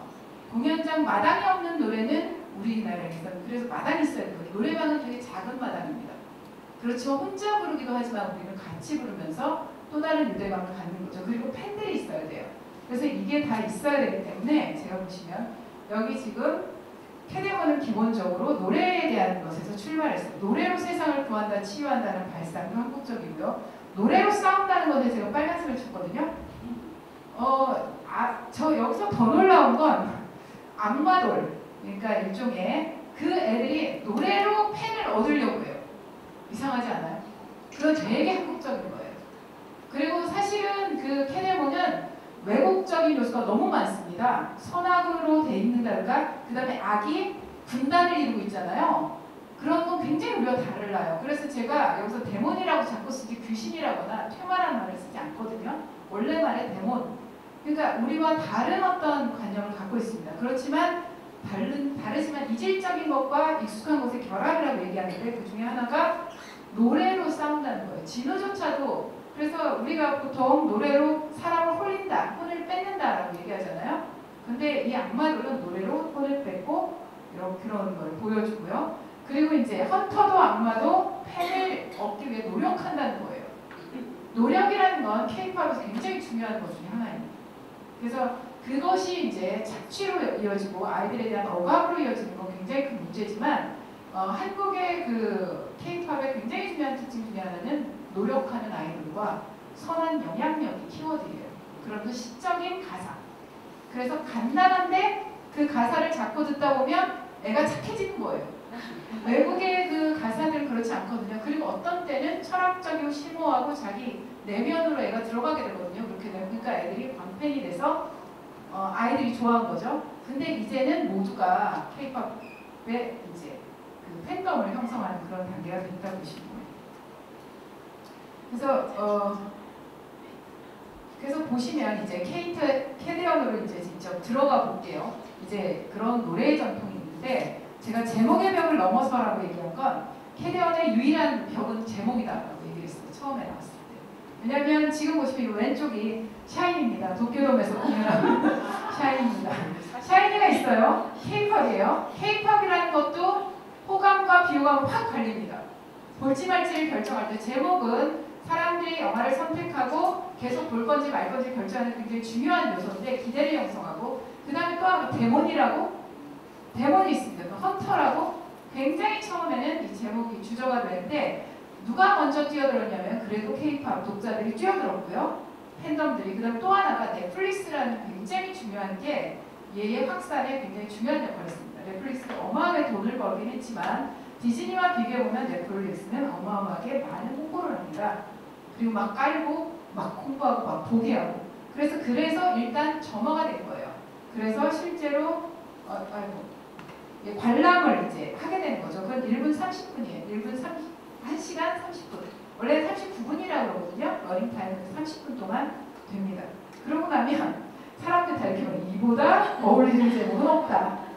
K-팝은 전면에 나서야 되고 데몬도 나오고 헌터도 나오고 이것처럼 이 세계관을 잘 보여주는 거 없다라고 얘기를 해서 어떤 일이 벌어지냐면 미국에서 그 다음에 이제 이런 일이 벌어집니다. 그래서 N차 관람을 합니다. N차 관람하기 시작해서 어느 순간 얘가 어느 기록을 세우기 시작할 때부터는 그때부터는 이걸 보는 동기는 순수하지 않습니다. 유행을 따라가야 되고 다 보니까 봐야 되고 그 다음부터는 그런데 똑같은 작용이 일어나긴 하는 거죠. 그러니까 놀라서 또 이야기하고 그래서 이렇게 이제 N차 감독을 하게 되고요. 그리고 그 다음에 이제 맨 첫 장면으로 가보면 그 캐리언 영화 첫 5분보다 조금 더 되는데요. 관객의 몰입을 굉장히 중요한 씬입니다. 많이 분석이 돼요. 두 개로 구성되어 있습니다. 하나는 캐리언의 세계관을 보여주는 거예요. K-팝은 다 아이돌이 있으면 다 세계관이 있습니다. 샤이니도 세계관이 있습니다. 나름의 세계관이 있고 그 세계관이 있고 그 다음에 여기는 보면 이게 세계관이에요. 이 모녀가 나오고 근데 이 세계관으로 설명할 때 그 셀린의 목소리에 따라서 화면이 아주 빨리 움직여요. 빨리 과거로 막 이렇게 뻗치는 악마의 불꽃과 함께 과거로 가서 되게 역동적으로 굉장히 잘 그려집니다. 그래서 여기서 헌터가 누구고 모든 세계관을 설명하고 그 다음에 또 하나 장면이 쭉 설명해서 이제 저고리 시스터즈에서 뭐 이렇게 쭉 내려오잖아요. 원조 헌터들로 내려와서 현재 헌트릭스까지 와요. 그런 다음에는 영화의 첫 문법이 뭐냐면 헌트릭스가 어떤 사람인지 얼마나 위력이 센지 난 어디까지 액션을 할 수 있는지 보여주는 게 영화 문법입니다. 007 영화나 이런 데 보면 첫 5분간 내가 얼마나 신무기를 쓸 거면 주인공은 얼마나 멋진 사람이며 어느 정도의 액션을 보여줄지를 예고하면서 사람의 시선을 끈 다음에 그 다음에 007 음악이 나오잖아요. 마찬가지입니다. 그래서 여기도 헌트릭스가 How It's Done이라는 노래를 부르는데 여기 던던던 하는 거 있죠. 계속. 그래서 마치 주문처럼 그래서 계속 이렇게 귀에 캐치하다고 하는 소리들을 이렇게 막 집어넣으면서 얘들을 각인시킵니다. 그래서 이게 지금 첫 등장입니다. 과거로 거슬러 올라가서 이렇게. 근데 과장과 연출을 디즈니 애니메이션에서 생동감을 부여하는 굉장히 중요한 두 가지 요소로 보는데요. 여기 굉장히 잘 활용하거든요. 저는 이 헌트릭스의 이 씬을 잘 묘사한 연출이 가장 돋보인다고 생각하고 있습니다. 매번 아래 위를 틀려가지고요. 제가 죄송합니다. K-팝 세계관이라고 하는 이런 거예요. 아이돌 그룹이나 특정한 프로젝트가 스스로 만들어낸 가상의 서사이자 우주관인데 이게 굉장히 중요하거든요. 적극적인 참여를 유발하는 장치예요. 그래서 이 세계관을 염두에 두면서 노래를 해석해요. 그리고 노래와 노래 간 해석을 해요. 그래서 방탄도 유이라고 해서 방탄이 비죠. 비에다가 방탄에다가 유가 유니버스. 그래서 세계관과 관련된 작품에는 비유 인증을 붙여줘요. 방탄은. 팬덤하는 거 쉬운 일이 아니에요. 공부를 되게 많이 해야 돼요. 그리고 실제로 이제 샤이니도 샤이니 월드라는 세계관이 있거든요. 그 세계관 속으로 들어가서 이제 셜록이라는 작품이 막 나오면서 그때부터 이제 여러 가지 클로, 단서들을 갖고 우리가 따라가면서 스토리를 써야 되거든요. 제가 거기서 못했어요. 너무 바빠서. 그랬더니 샤월리에 있는 저의 그 어린 친구들이 아줌마 뭐 하세요? 샤이니즈 백, 샤이니즈 백 하면서 저한테 연락을 했어요. 빨리 들어오라고. 그래서 내가 나 바쁘다. 근데 이보다 더 바쁜 일이 뭐가 있어요? 라고 얘기를 했거든요. 이 나름대로 굉장히 중요한 그 몰입의 장치입니다. 그래서 실제로 여기에도 캐리언의 세계관은 이렇게 되어 있습니다. 3인조 여성으로 구성된 판타지 공간이에요. 우주가 있는 거예요. 컨트릭스가 사람들을 움직이는 노래로 별개인 흥물을 만들어서 악마로부터 세계를 구성한다. 그럼 이걸 갖고 우리는 노래를 들을 때 애들은 이걸 갖고 계속해서 누가 악마고 뭐고 계속 생각하면서 스토리를 구축하게 됩니다. 되게 적극적으로 그 세계관 속으로 들어오게 해요. 그리고 세계관을 딱 들어오고 나면 그 다음에 펼쳐지는 것이 딱 처음에 경험하는 게 이제 감각적 경험을 하게 됩니다. 애니메이션에서 제가 세 가지를 얘기했는데 감각적 재미와 인지적 재미와 정서적 재미라고 했을 때 감각적 재미를 제가 제일 밑바닥에 놨거든요. 이게 제일 중요하다고 해요. 그러니까 소리, 그다음 이미지, 여러 가지 동작들이나 우리 신체 감각에 부딪혀오는 것들이에요. 그래서 우리 신체가 울린다고 표현하거든요. 근데 어떻게 어디 여행을 갔을 때 이곳이 이성적으로 좋지 않은 곳이라고 느껴지는데 마음이 되게 편안한 곳 있죠. 낙후된 곳이지만 그 마음이 더 중요하다고 보는 게 지금의 문학교육이나 그 다음에 이제 독서나 예술 감상에서 그것이 정동입니다. 그러니까 정동이라고 하는 것은 그냥 느낌이나 감정처럼 조금 더 진행된 그런 걸 얘기하는 게 아니라 그것에 도달하기 전에 딱 부딪혔을 때 강도 있는 뭔가 우리한테 와 있는 거, 언어하긴 어려운 그걸 이제 정동이라고 하는데 그게 감각적 재미입니다. 그 감각적 재미가 의식이나 이성 이전의 경험이고요. 신체적 반응이에요. 그래서 보자마자 애들이 뛰면서 그냥 좋아하거든요. 보면서 아마 캐리어 보면 신나네라고 하지만 뭔지 모르게 신났던 게 있을 거예요. 이게 일종의 감각적인 재미입니다. 이걸 이제 정동이라고 하는데 저는 새 용어를 별로 쓰는 거 안 좋아해갖고 안 쓸래도 뭐 이렇게 워낙 많이 쓰니까 이제 쓰게 되는데요. 그래서 이게 제일 먼저 느껴집니다.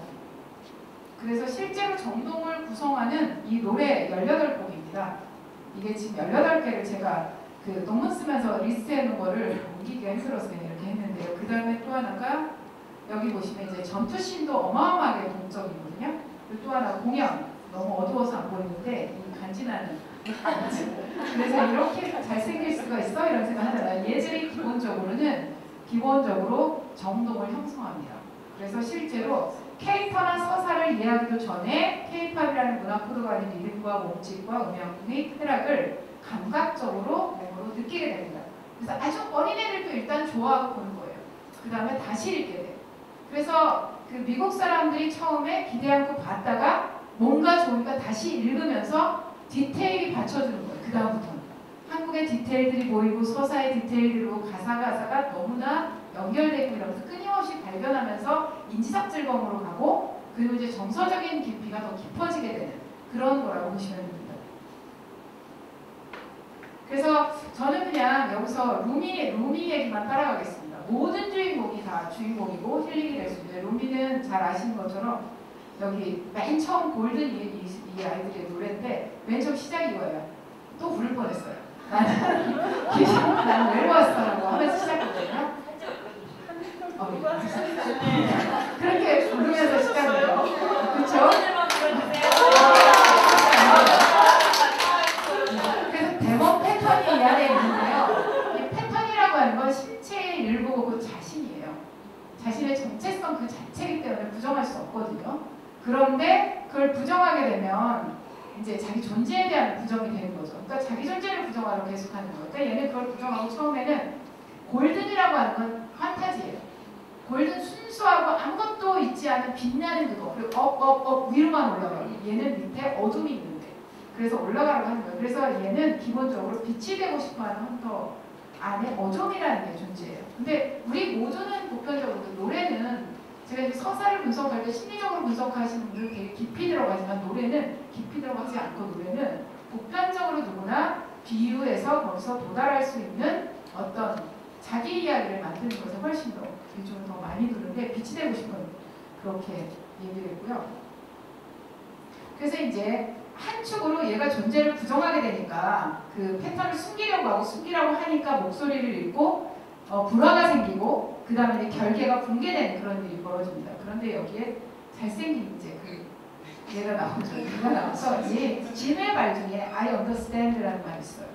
굉장히 난 널 이해한다라는 말은 굉장히 중요한 전환점이 되는 말이거든요. 그리고 또 노래 중에 Free라는 노래가 있는데 거기서 We could be free 해서 이제 같이 올라가는 거. 이럴 때 이런 진우를 조금씩 만나면서 자기를 드러내고 조금 인정해주는 걸 만나면서 이제 얘가 어떤 일이 벌어지냐면 목소리를 조금 차서 노래를 부를 수 있게 되죠. 그렇지만 서사는 흘러서 결국에는 노래 자체의 테이크다운이라는 노래가 있잖아요. 그러니까 이 마지막 공연장에서 폭로를 당하죠. 정체를 숨겼는데 테이크다운이라고 할 때 다운은 끌어내려지는 건데 아까 위로 올라가다가 바닥까지 다 내려오게 되는 거예요.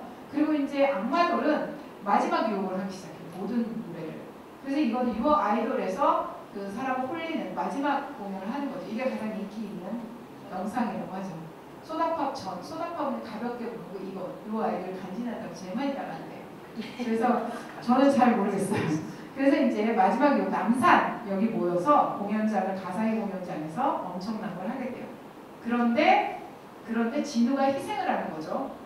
근데 이제 가사 이렇게 대사를 보면 빛이 어둠을 만나요. 그 전에는 몰아내고 막 이런 거거든요. 만나요. 그래서 둘이 만나면서 루미가 각성을 하거든요. 각성을 하면서 그 다음에 나오는 노래가 이 노래입니다. 이 노래가 뭐냐면 What It Sounds Like라는 노래를 불러요. 그 노래의 마지막쯤에 You Are Not Alone이 나와요. 맨 앞쪽에 나는 유령이고 외로웠어 있잖아요. 넌 안 내려와라는 걸로 노래가 나오고요. 여기 제가 좋아하는 것만 이렇게 우리는 여전히 서바이벌 생존했어. 생존한다는 게 저는 삶이 끊임없이 생존하는 거라고 생각하거든요. 우리는 거짓말도 하고 좀 영도 아니고 그렇지만 생존하는 거고 그래서 꿈꾸고 계속 싸우는 거예요. 그래서 헌터스라는 건 모두가 헌터가 되는 거지 루미만 헌터가 아닌 거죠. 그러면서 내 안에 깨진 유리잔 안에서 이 아름다움을 보게 되고 상처도 나의 일부고라고 해서 얘가 자기를 받아들이는 그런 과정을 거치게 돼요. 그러면서 이제 혼문이 새롭게 만들어지는 거죠. 그래서 끝나요. 그냥 루미만 따라왔는데 그래서 영웅서사가 아니라 그 테마가 아니라 극복과 성장과 화해의 서사라고 읽어야 된다고 생각을 하고요. 그리고 이제 빨리 얘기해야 되겠군요. 모두의 이야기라고 얘기했는데 구분이 사라지고 경계가 무너지는 것은 성장의 기본입니다. 그래서 부르는 자 구해야 되고 그다음 또 하나 선악의 이분고도도 사라져야 되는 거죠. 헌터는 선하고 데몬은 악이라고 규정하면서 헌터 스스로가 그거는 나는 선의 단지자니까 선하게 살아야 된다는 또 다른 억압의 풍명입니다. 그것까지도 해체되는 그리고 이제 자기와 화해하고 그다음 나를 넘어서도 우리 모두가 생존자라는 인식을 하는 것 거기에는 불완전하다는 인식이 있고요. 그렇지만 우리가 할 수 있는 건 함께 부르고 즐거우고 연대하고 모여있는다라는 게 굉장히 중요한 노래의 세계관입니다. 그래서 우리는 각자 그리고 함께 생존을 위해 지금도 싸우며 골든 우먼을 꿈꾸고 있습니다. 사실은. 그래서 이 노래가 공감을 얻는 건 정도의 차이는 있지만 모두가 이 비유적인 메시지를 알기 때문이에요.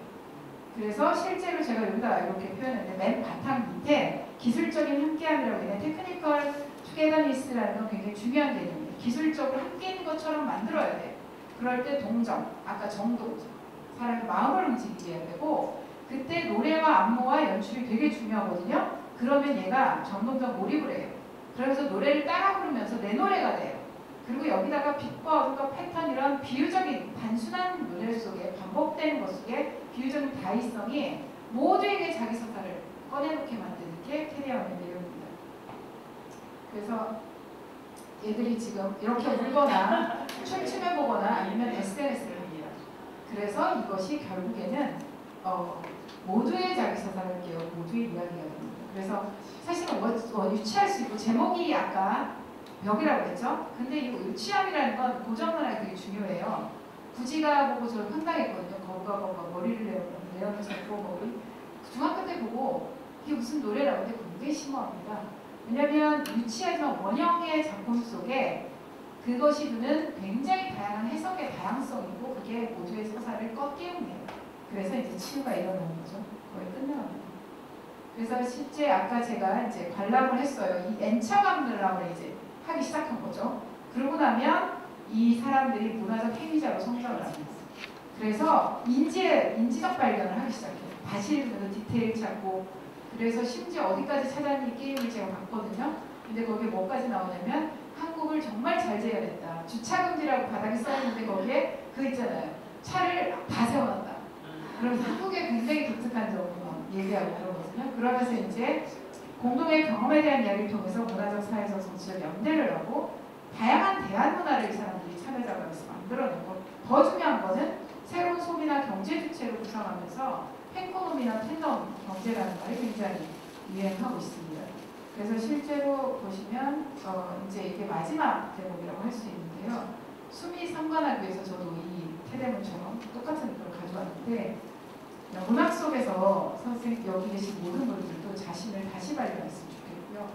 그리고 문학과 함께 싸우고 문학으로부터 울려가고 그래서 살아남았으면 좋겠고요. 그리고 문학 치료 연구센터가 도와줘서 응원하겠습니다. 네, 가장 최근에 학했던 그 캐리어를 통해서 작품 서사와 자기 서사가 어떻게 만나는가 실제 우리가 경험하고 있는 현장이어서 더 쉽게 와닿았던 것 같습니다. 오늘 문학치료로 읽는 케이팝 경험한 것을 정말 재미있게 들었습니다. 강연해주신 염윤경 선생님께 다시 한번 박수 부탁드립니다. 네, 이것으로서 오늘 서울여자대학교 문학치료연구센터 개소식을 마무리하려고 합니다. 끝까지 남아서 강연 다 잘 들어주시고 함께해주신 여러 선생님들께 다시 한번 감사의 말씀을 드립니다. 앞으로도 많은 응원, 지지 부탁드리겠습니다. 감사합니다.